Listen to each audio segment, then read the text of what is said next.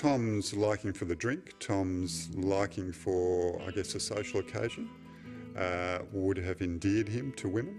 Certainly in those early years, coming back as a debonair graduate of the rugby school and having, spent time in Europe and being the son of a parliamentarian.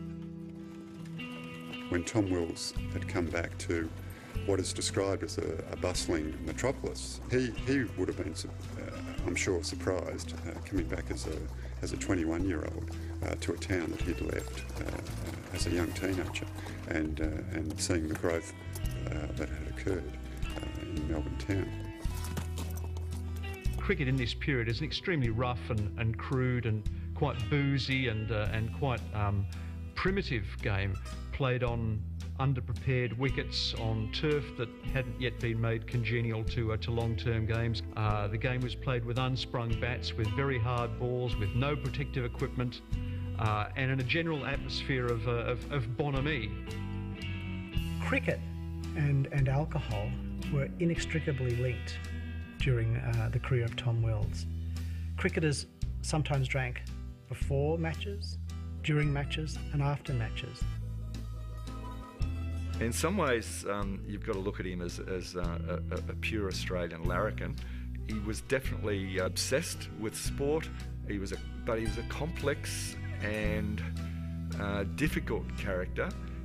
I think you'd call him single-minded.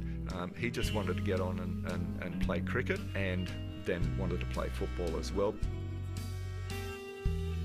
He brought to the colony of Victoria the finest sporting cricketing pedigree, particularly as it pertained to amateur gentlemen cricketers.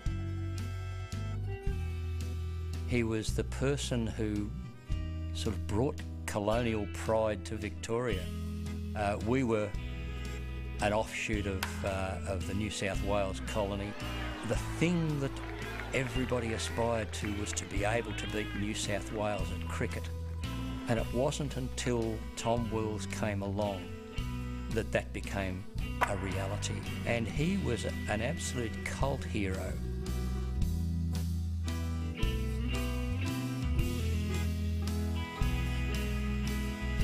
So Tom Wills has come back.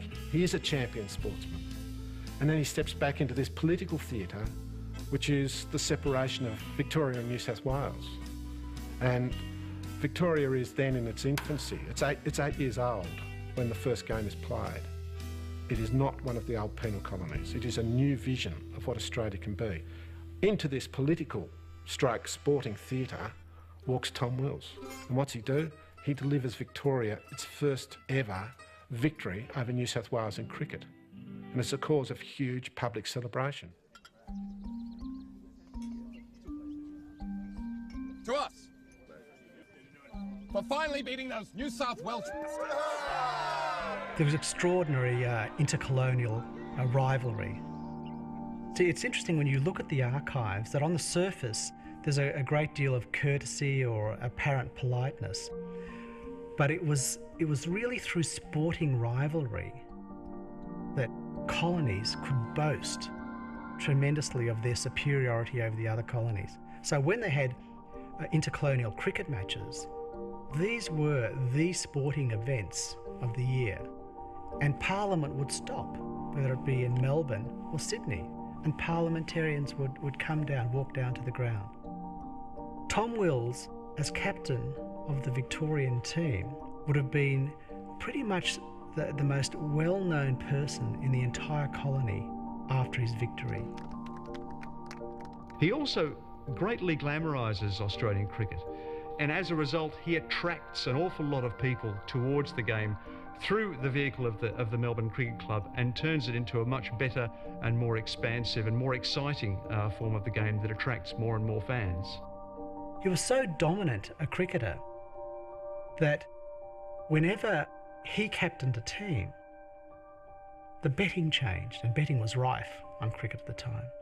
And there was a joke that went around at times in Melbourne that whenever Tom Wills declared his hand and would play for a certain team, that the gamblers would say all bets are off.